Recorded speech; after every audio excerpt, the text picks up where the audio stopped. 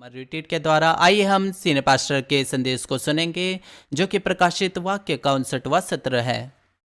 성도 여러분, 지성전 성도 여러분, मसीह में प्रिय भाई और बहनों, शाखा कलीसिया, स्थानीय कलीसियाओं के सदस्य और वो सदस्य जो इंटरनेट के द्वारा इस सभा में शामिल हैं और जीशन के श्रोताओं, 시간부터는 7대접의 재앙 중에서 पिछले सत्र से जारी रखते हुए हम 보고 있습니다. 7 कटोरों की विपत्तियों में से 7 विपत्ति के बारे में देख रहे हैं। हवा में कटोरे को उंडेले जाना, इसका अर्थ है कि यह विश्व भर में विपत्ति डाली जाएगी, 어디에나 क्योंकि हवा संसार भर में पाई जाती है, वह हर जगह है।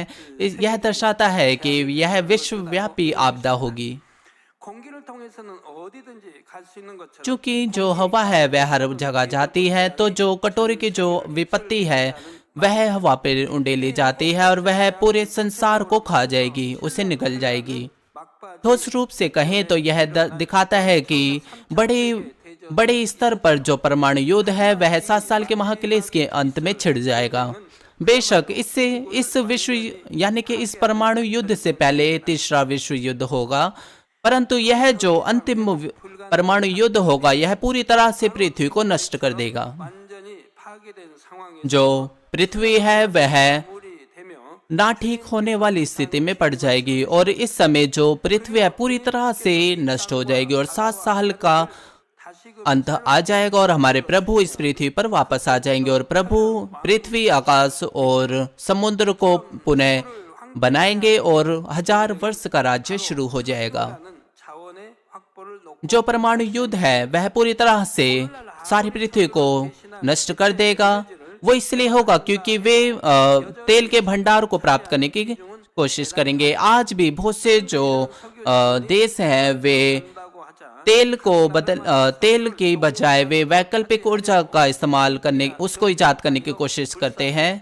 और अब जब उस समय जब ये न्यूज फैल जाएगी, समाचार फैल जाएगा कि जो तेल के संसाधन है उसमें कमी आ गई है, तो प्रत्येक देश वो कोशिश करेगा कि वे अपनी और उस तेल के संसाधन को कर ले और उसके लिए युद्ध को छेड़ देंगे। इससे बढ़कर जो बड़े जो देश है वे कोशिश करेंगे कि वे इस स्थिति को देखें और अंत में जो परमाणु युद्ध है वो छिड़ जाएगा। और उनमें से एक जो मुख्य कारणों में से जो एक है परमाणु युद्ध का, वो इसलिए होगा कि जो संयुक्त सरकार है वो अपने नियंत्रण को खो देगी और संयुक्त सरकार जिसके पास नियंत्रण होगा पूरे संसार भर में, कि उसके पास बहुत ही ज्यादा ताकतवर इकोनॉमिक और मिलिट्री सामर्थ्य होगी, वो उन सारी चीजों को अब नियंत्रित नहीं कर पाएगी। इसका अर्थ यह है कि जो मसीह विरोधी का जो समय था वो अब उसका अंत होगा और संयुक्त जो सरकार है उसका वो मसीह विरोधी का प्रतिनिधित्व करती है, जिसकी वजह से वो सामर्थ्य और अधिकार को प्राप्त कर पाएगी। परंतु ये सब चीजें परमेश्वर की अनुमति में होगी, क्योंकि परमेश्वर मनुष्य जुताई के प्रावधान में इसको होने दिया है और इसी वजह से वे 7 साल के महाक्लेश के दौरान उन सारे अधिकार और नियंत्रण को प्राप्त कर पाएंगे। तो भी जो उनका समय है वो खत्म हो जाएगा और वो समय आएगा जब जिसे परमेश्वर ने निर्धारित किया है। इसलिए संयुक्त सरकार के पतन का जो चिन्ह है वो प्रकट होगा और फिर अंत में परमाणु युद्ध होगा, जिसकी वजह से उनका पतन हो जाएगा। और आज रात इस परमाणु युद्ध की स्थिति को दर्शाता है, जैसे कि बिजलियां, शब्द और गर्जन हुए और एक ऐसा बड़ा भूकंप हुआ। यहाँ और वहाँ पर बड़े बड़े परमाणु के बम गिराए जाएंगे और बहुत से गर्जन होंगे और जो पृथ्वी है वो पूरी तरह से डोल जाएगी और कांप जाएगी। जो पृथ्वी है वह टूट जाएगी और पहाड़ गिर जाएंगे और परमाणु युद्ध के कारण जो भूकंप है और ज्वालामुखी है वो फट जाएंगे और बिजलियां और शब्द और गर्जन, इनमें प्रत्येक में आत्मिक अर्थ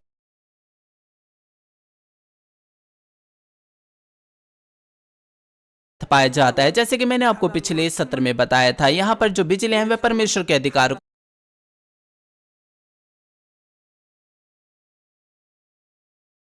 को दर्शाती है और जो शब्द है वह परमेश्वर के सामर्थ्य को, और जो बिजलियां हैं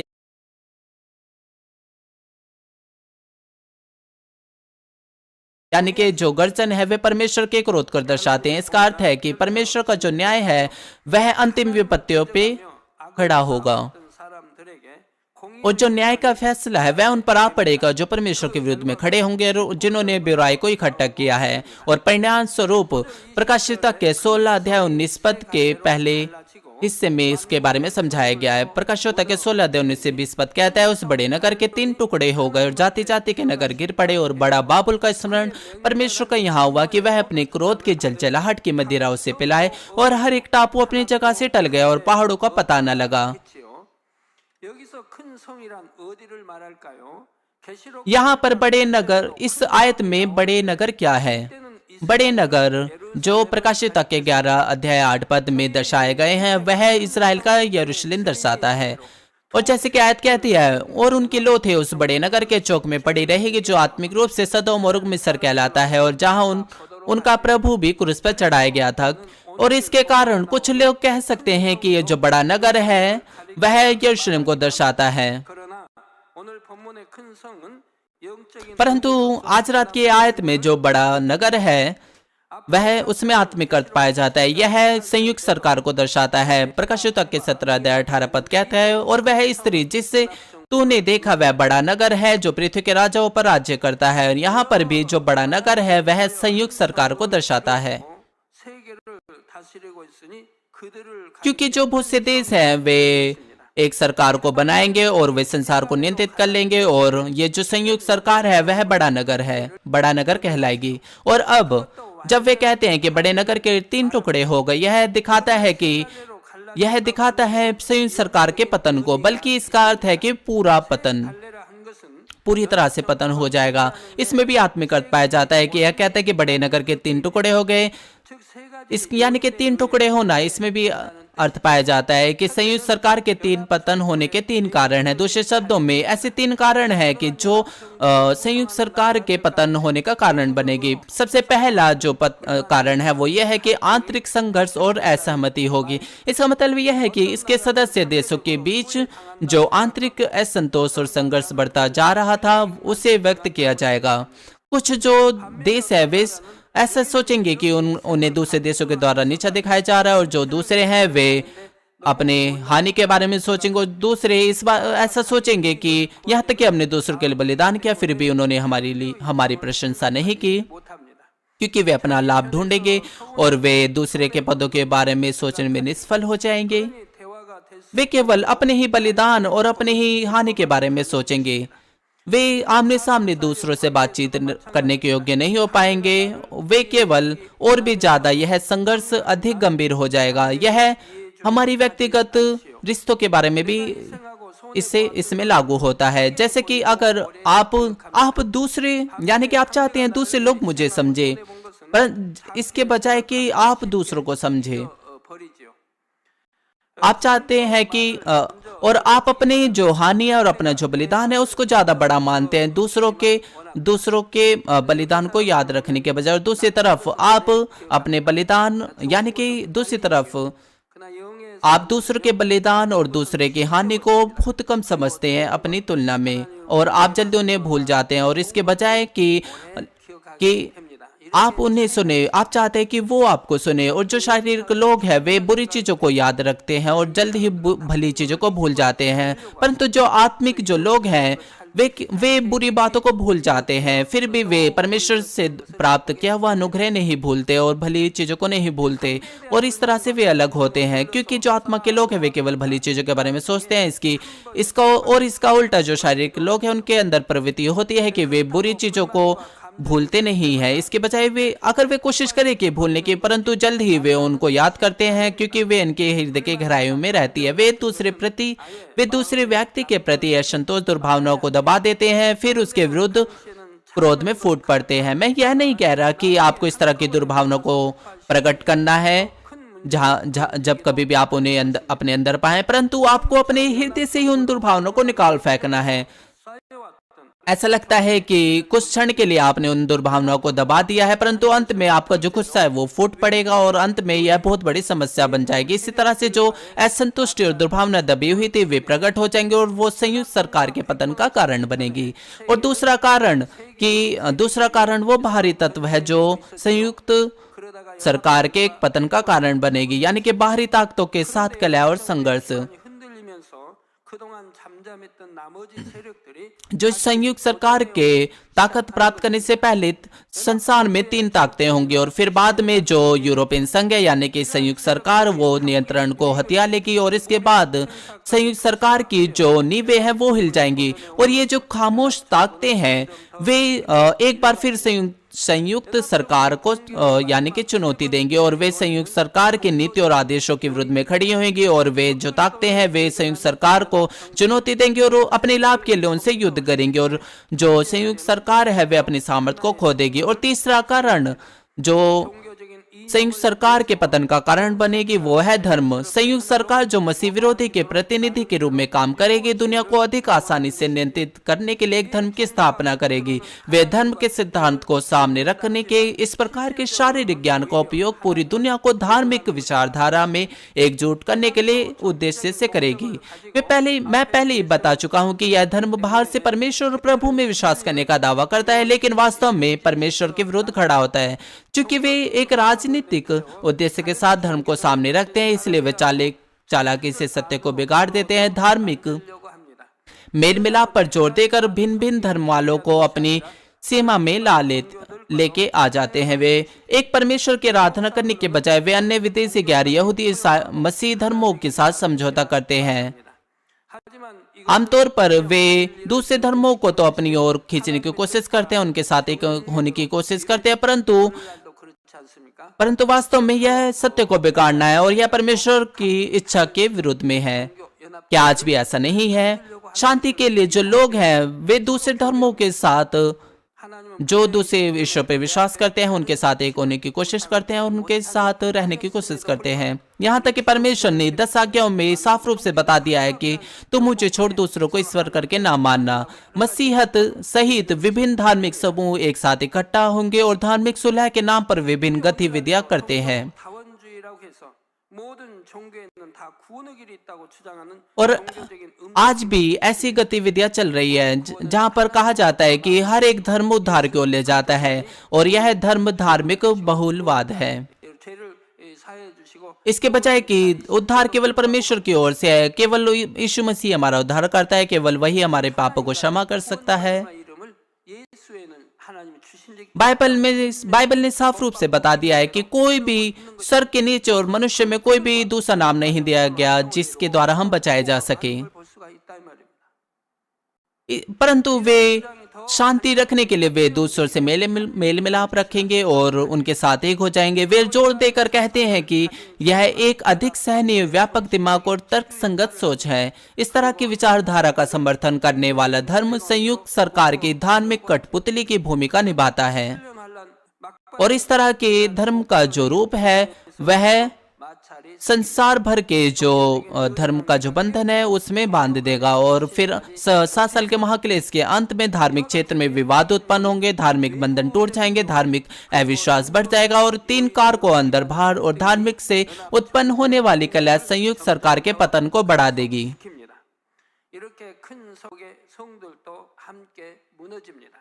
जैसे कि बड़ा बेबीलोन संयुक्त सरकार वो उसका पतन होगा, जाति जाति के नगर भी गिर पड़ेंगे, जाति जाति के नगर गिर पड़ेंगे। यह दर्शाता है कि संयुक्त सरकार का गठन और समर्थन करने वाली ताकतें भी गिर जाएंगी।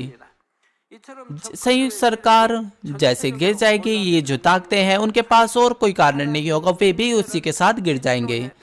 आयत इस स्थिति को दर्शाती है कि जहां पर मसीह विरोधी की जो ताकतें हैं वे गिर जाएंगी, जैसे कि दिया गया है कि वह अपने क्रोध की जलजलाहट की मदिराओं उसे पिलाए।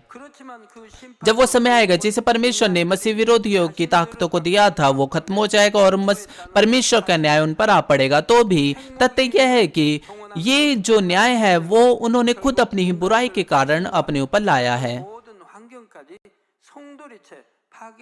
जो परमाणु युद्ध है वह न केवल मनुष्य जाति को नष्ट करेगा परंतु उसके आसपास के वातावरण को भी नष्ट कर देगा। जैसे कि आयत कहती है, हर एक टापू अपनी जगह से टल जाएगा और पहाड़ों का पता न लगेगा और परमाणु युद्ध के बाद की जो क्षति होगी बहुत ही ज्यादा बड़ी होगी।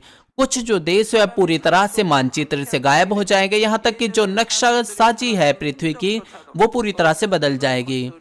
जो जमीन है वो पूरी तरह से तबाह हो जाएगी, यहाँ तक कि लोग वहां पर अब बिल्कुल भी नहीं रह पाएंगे, यहाँ तक कि मानव अस्तित्व के निशान भी कुछ स्थानों पर गायब हो जाएंगे।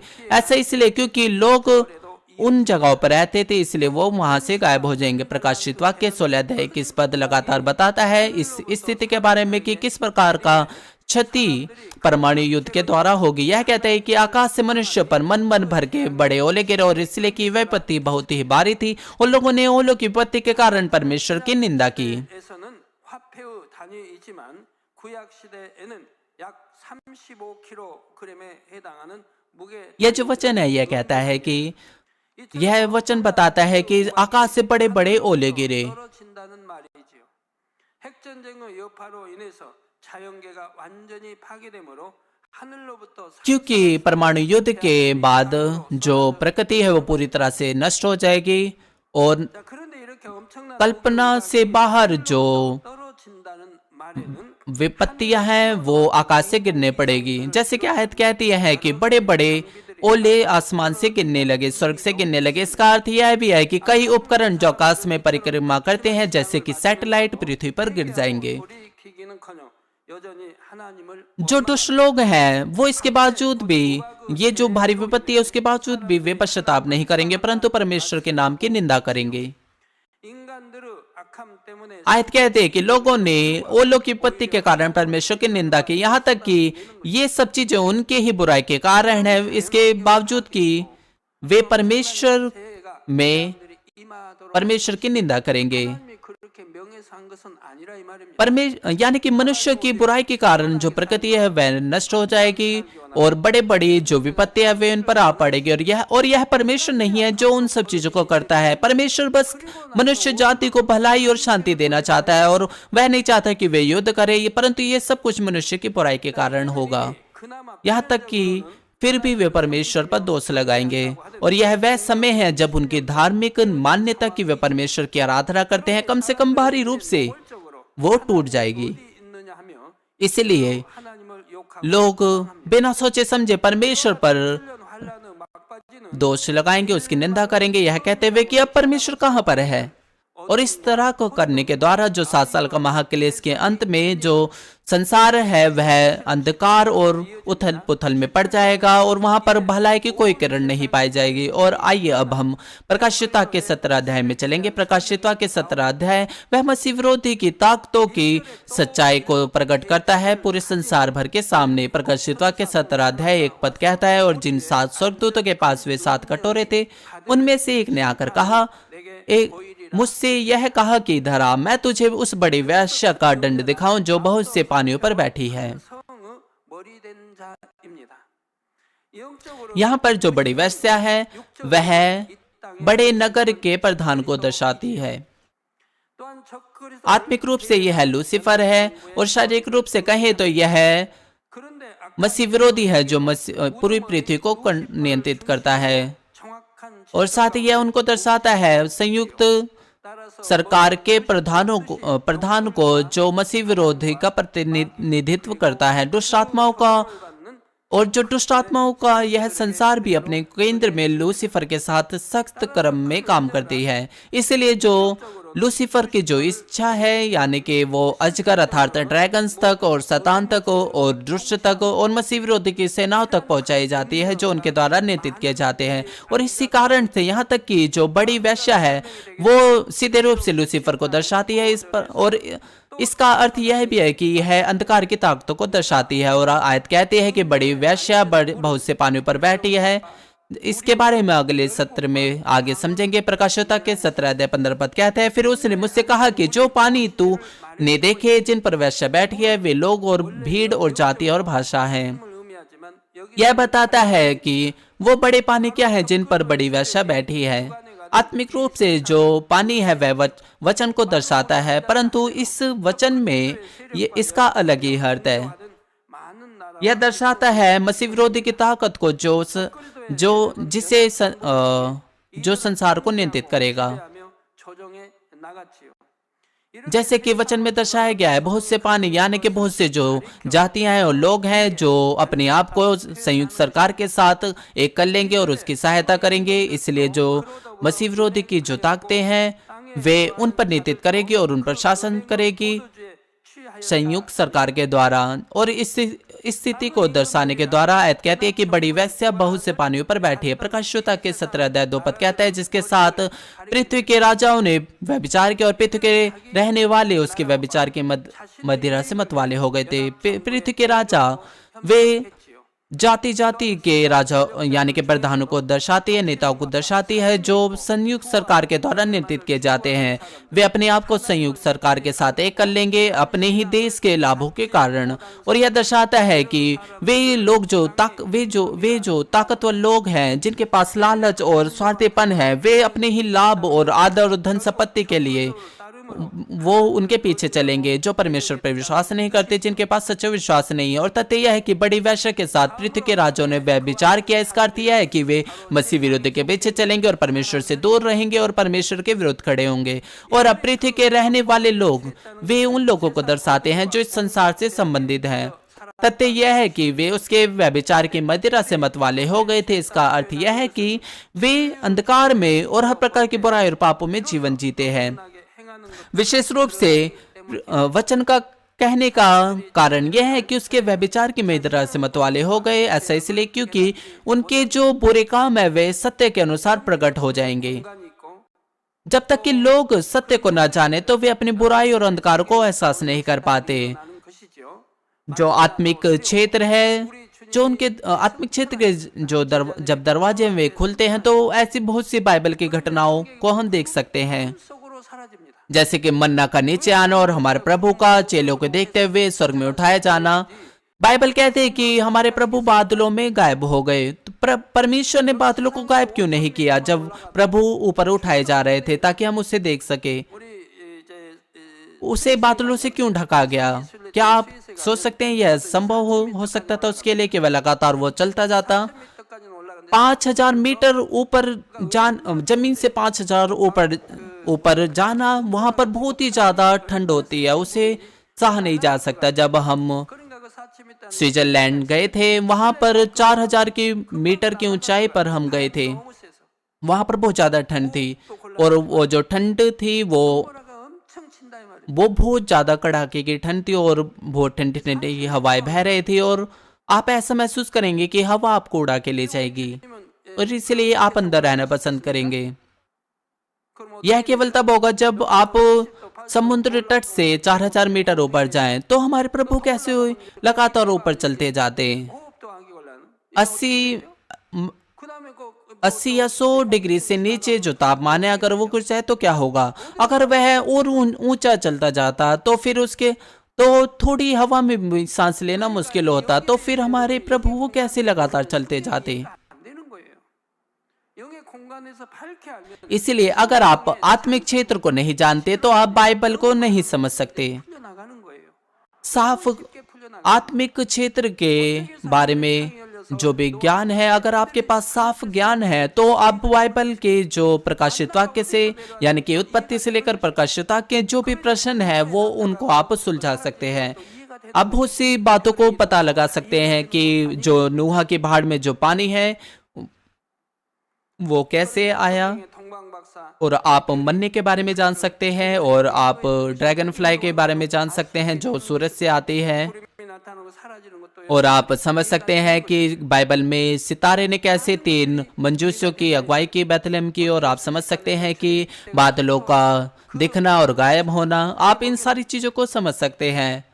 कैसे जो बटेरे हैं वे आए और बहुत से लोग उन्हें खा पाए, और कैसे जो टिड्डियां हैं वे उन्होंने पूरे मिस्र को ढक लिया।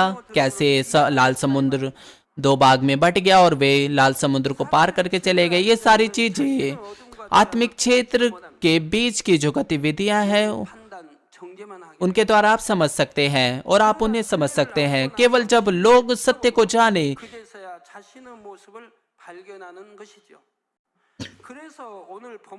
केवल जब वे सत्य को जानेंगे तभी वे अपने स्वयं को जान पाएंगे, अपने आप को सत्य की ज्योति में परखने के द्वारा। 비춰볼 때 इसलिए ये जो व्यभिचार है जो कि आयत में दर्शाई गई है वो सारी चीजें जो परमेश्वर के विरुद्ध में खड़ी होती है।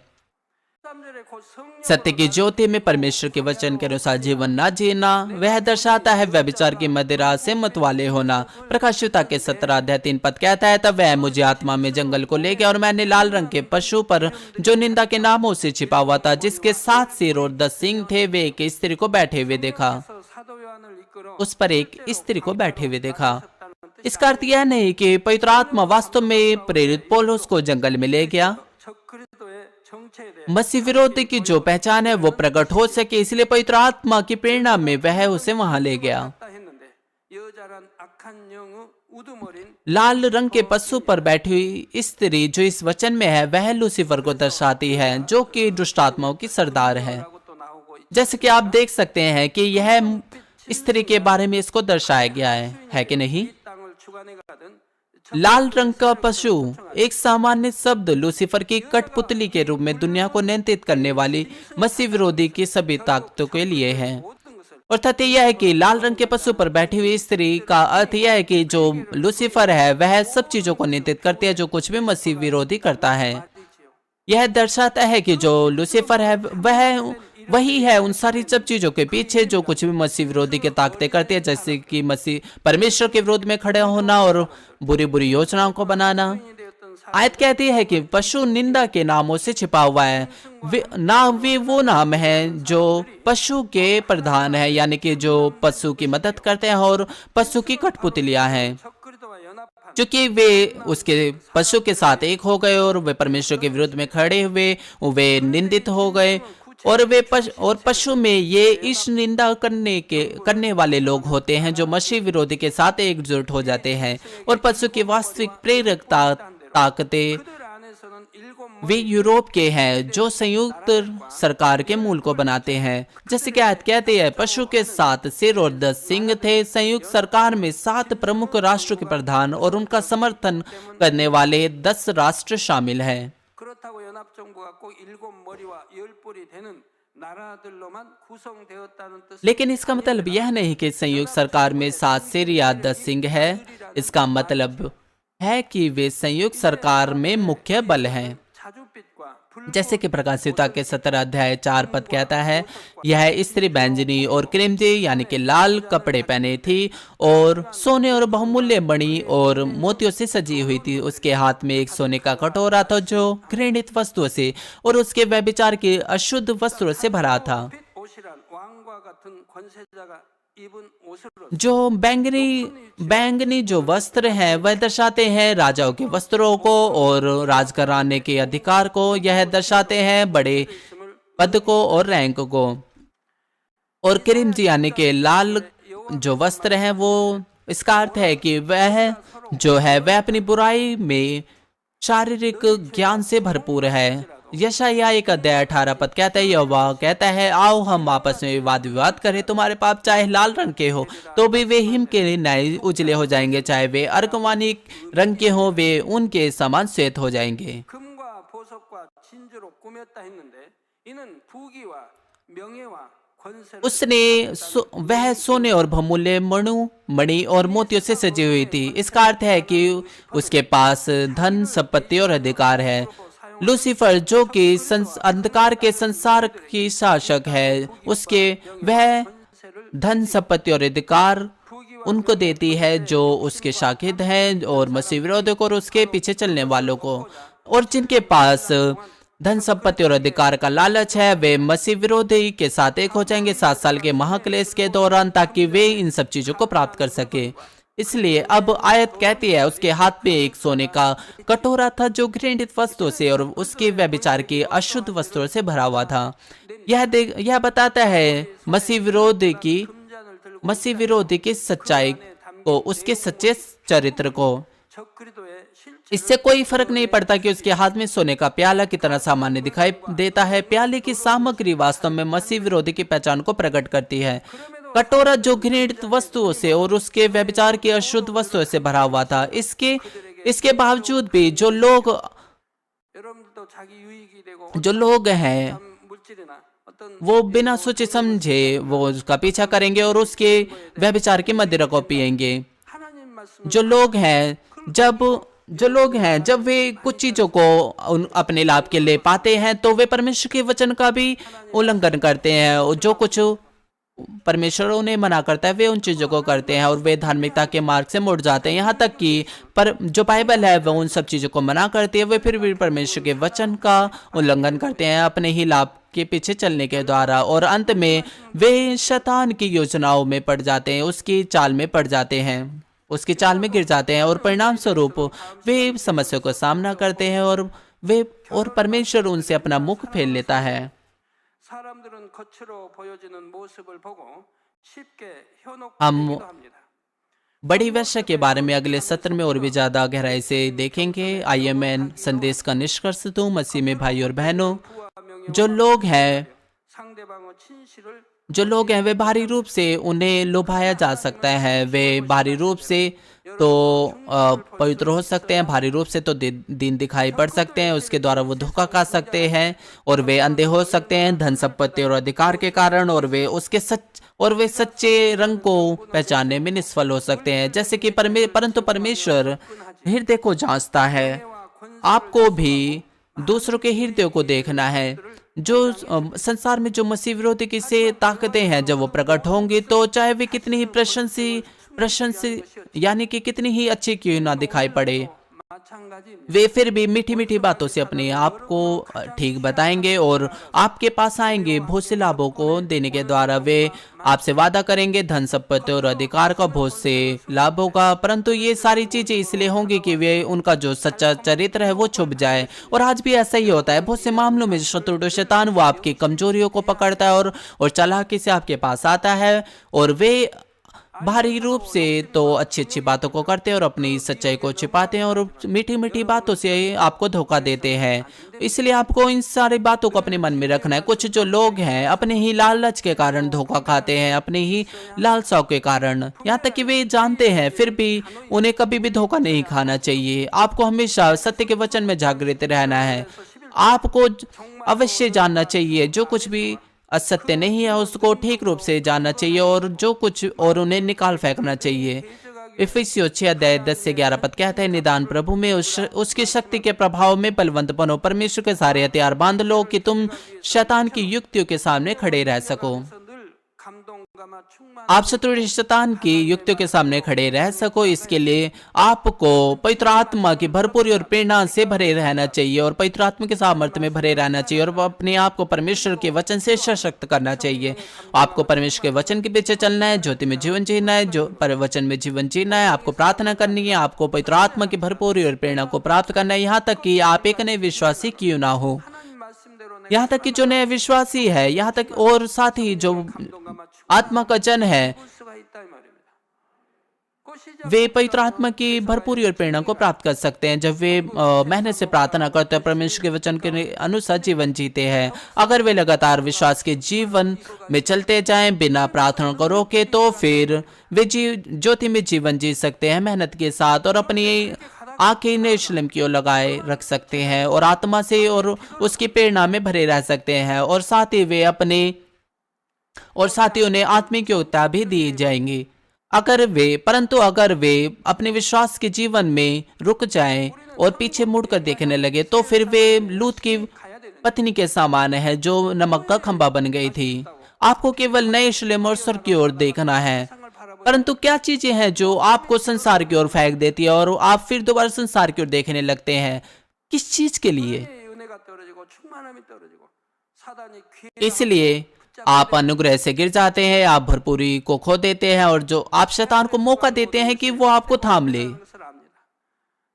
आप जानते हैं कि आपका जो कार्य है सूरज के नीचे वो व्यर्थ ही व्यर्थ है। एक बार जब आप अपना मन बना लेते हैं कि आप व्यर्थ चीजों को निकाल फेंकेंगे, तो आपको उसे तब तक रखना है जब तक कि आप उन्हें पूरी तरह से निकाल ना फेंके। अगर आपके पास संसार से जुड़ाव है, अगर आपका लगाव है संसार से, अगर आप फिर पीछे मुड़कर देखने लगते हैं, तो आप शैतान के द्वारा फिर दोबारा पकड़े जा सकते हैं और उसके द्वारा धोखा खा सकते हैं।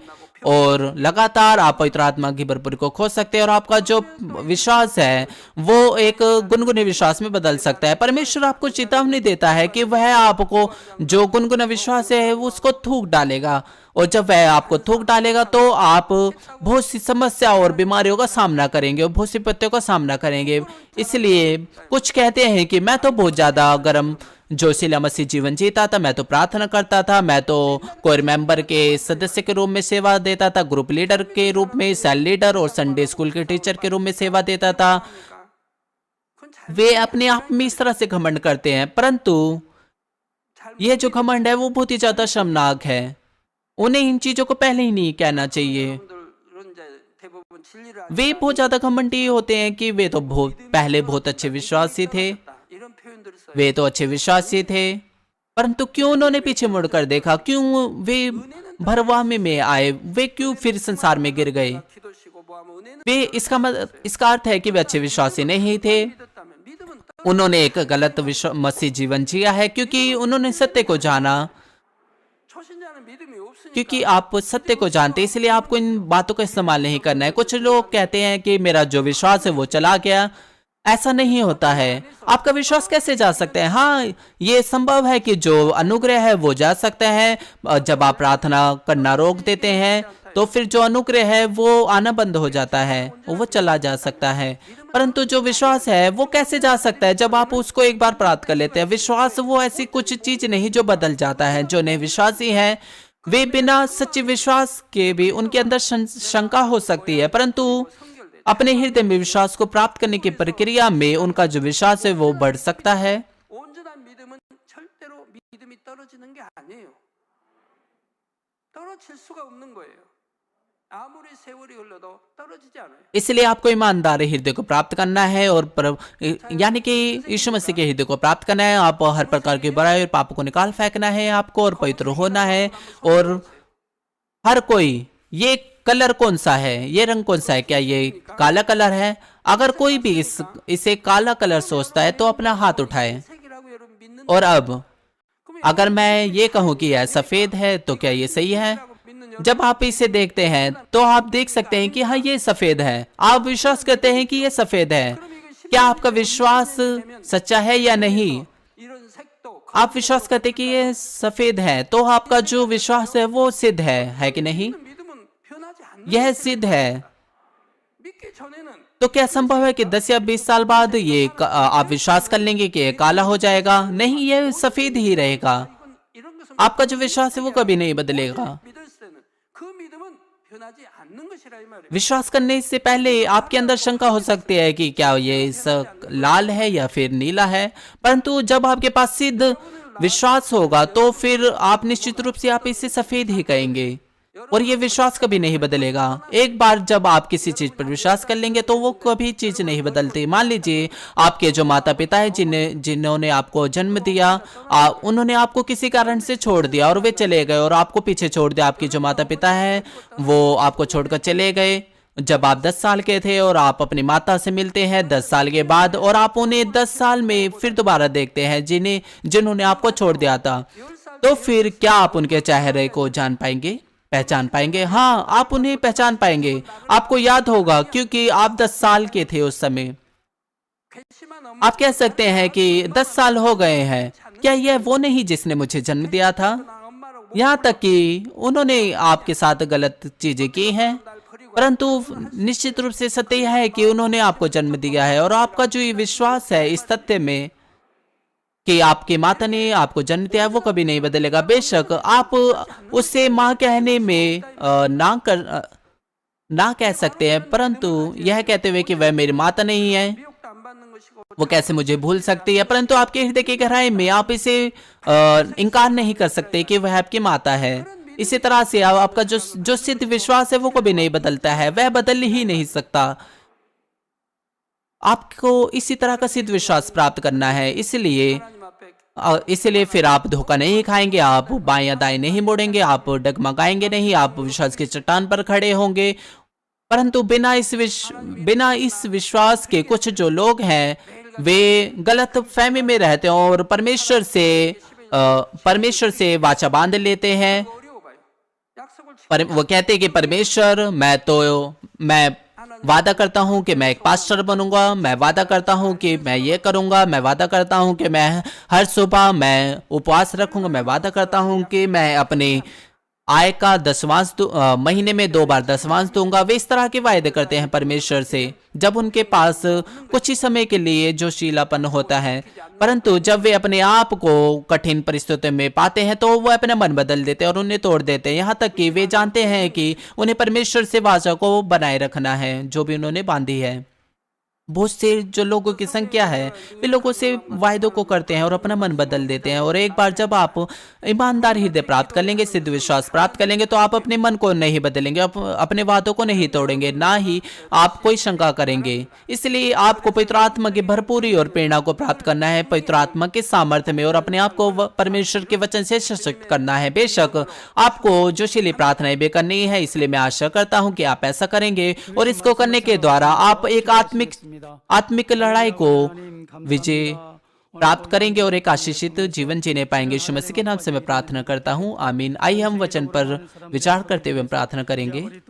아버지 연합정부가 아버지 또 갈등으로 가며 아버지 또 정부 세력들이 아버지 또 충돌하며 종교적인 요인들로 인해서 아버지 여러 갈등을 겪는다 했습니다. 우리 당회님께서 아버지 이러한 말씀을 저희들에게 생명같이 전해주시면서 아버지 원수막이 아버지 적그리 세력에 저희들 아버지 마음을 내주지 아니하고 참마음과 온전한 믿음을 가지면서 죄를 버리고 악을 버리고 더 성결되어져서 아름다운 천국 예루살렘을 사모하며 열심히 달려갈 수 있는 믿음이 되게 하여 주옵소서. 주여 감사합니다. 우리 주 예수 그리스도 이름으로 기도하옵나이다. 아멘. 당장님의 환자를 위한 기도를 받겠습니다. 아픈 곳이나 연약한 곳 위에 손을 얹고 기도 받으시고 아버지 प्रभु यीशु मसीह के नाम से मैं प्रार्थना करता हूँ, आमीन। आइए हम बीमारों के लिए सीने पाशा की प्रार्थना को ग्रहण करेंगे। यदि आप बीमार हैं तो अपना हाथ अपने बीमार अंगों पर रखिए, यदि आप बीमार नहीं हैं तो अपना हाथ अपनी छाती पर रखिए अपने हृदय की इच्छा को प्राप्त करने के लिए। हालेलुया। सर्वशक्तिमान प्रेमी पिता परमेश्वर, कृपया यहाँ पर उपस्थित सभी भाई और बहनों और अपना हाथ रखिए। कृपया शाखा कलीसिया, स्थानीय कलीसिया, सभी जी श्रोताओं पर जो पूरे संसार भर में सैटेलाइट केबल और इंटरनेट पर देख रहे हैं, उन सभी पर अपना हाथ रखिए। 머리부터 발끝까지 오장 육부 뼈 마디 온몸의 신경 조직 세포 등 아픈 것마다 उनके हृदय में विश्वास को बोइए, नकारात्मक विचार शक्ति सेना को निकाल दीजिए, सभी तरह के दुख और क्लेश उन्हें छोड़कर चले जाए। पवित्र आत्मा के आग के द्वारा शरीर से लेकर पैर तक कोशिकाओं को तंत्रिकाओं सभी अंदरूनी अंगों आंतों सहित उनके बीमार और भावात्मक अंगों को चला दीजिए। सृष्टि की ज्योति उन पर आ जाए। मैं यीशु मसीह के नाम से आज्ञा देता हूँ, शत्रु शैतान सब जीवाणु विषाणु दुर्बलताएं दूर हो जाए, ज्योति उन पर चमके। उनके असाध्य दीर्घकालीन रोग पवित्र आत्मा की आग के द्वारा झुलसा दीजिए। सभी प्रकार की महामारियां, फैलने वाले रोग जैसे मलेरिया जला दीजिए। सभी संक्रामक रोग जैसे जुकाम बुखार उनसे दूर हो। पिता उन्हें हर प्रकार के जीवाणु विषाणु बैक्टीरिया से सुरक्षा दीजिए। उनके सभी प्रकार के कैंसर, पेट के कैंसर, फेफड़े के कैंसर, जिगर के कैंसर, छाती के कैंसर, गर्भ के कैंसर, सभी प्रकार के दूसरे रोग जैसे एड्स, रक्त का कैंसर, दिमागी रक्तघात, उच्च रक्तचाप, धीमा रक्तचाप, फेफड़े के रोग, मधुमेह के रोग, स्त्री रोग, थायराइड के रोग, सभी प्रकार के सूजन जलन से चंगाई दीजिए। पोलियो, सदमे, गठिया, हर्निएटेड डिस्क, दो से बहुत से रोगों से ठीक कीजिए। सभी प्रकार के दर्द उनसे दूर हो। पीठ दर्द, सिर दर्द और मानसिक रोग गायब हो जाए। मिर्गी, स्वलीनता, उदासी, तंत्रिका रोग, सभी प्रकार की दूसरी बीमारियों से उन्हें आजाद कीजिए। सभी प्रकार के लकों से आजाद कीजिए। वे उठे, चले, कूदे, कमजोर आंखें ठीक हो जाएं, कान सामान्य हो जाएं, अंधे देखने लगे, बहरे सुनने लगे, गूंगे बोलने लगे, दुर्घटना के बाद के प्रभाव ठीक हो जाए, उनकी टूटी हड्डियां ठीक हो जाएं, जलन और दहन संवेदनाओं से दूर हों। पिता, वहाँ कोई दाग न रहे, सभी प्रकार की दवाओं और विष के लत से साफ हो जाए। पिता, मृतक कोशिकाओं, ऊतकों, तंत्रिकाओं को फिर से जिला दीजिए, मृतकों को जिला दीजिए। वे गर्भधारण की आशीष प्राप्त करें। पिता, उन्हें गर्भधारण की आशीष दीजिए। मैं यीशु मसीह के नाम से आज्ञा देता हूँ, शत्रु शैतान, हवा में मौजूद शासक, बुराई की सेना, उनके दास उनसे दूर हो। दुष्ट आत्मा, शुद्ध आत्मा, धोखे की आत्मा, कपट की आत्मा, अलग करने वाली आत्माएं, सारे अंधकार की सेना, दुष्ट और अंधकार के सारे बंधन खुल जाए, उनसे दूर हो।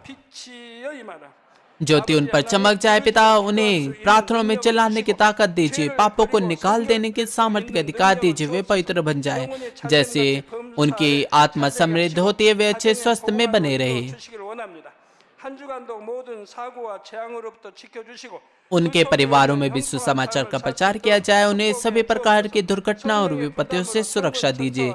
उन्हें हर चीज में सफल जीवन जीने की आशीष दीजिए। कृपया अपने बच्चों को, उनके घरों को, कार्यशालाओं को पवित्र आत्मा की आग के बाड़े में स्वर्गीय सेना स्वर्गदूतों अपनी धधकती आंखों के द्वारा सुरक्षा दीजिए। विद्यार्थियों को बुद्धि और समझ दीजिए। उनके हृदय अधिक जुनून और पढ़ाई की इच्छा से भर जाएं। संसारिक चीजों से उनके मन हृदय को दूर रखिए और उनके हृदय में विश्वास और जोशीला प्रेम रोपिए। अपने बच्चों को आशीष दीजिए, चाहे वे खाएं या पिए या जो भी कुछ करें, वे सब कुछ में आपके नाम को महिमा देने पाए। वे जीवित परमेश्वर का अंगीकार करें और गवाही दे कि मैं परमेश्वर से मिला हूँ, मैंने परमेश्वर का अनुभव किया है और उससे आशीष और उत्तर प्राप्त किए हैं। पिता परमेश्वर, आपका धन्यवाद। सारी महिमा केवल आपको मिले। हमारे प्रभु यीशु मसीह के नाम से मैं प्रार्थना करता हूँ, 만민 찬양 아멘. 159장 감사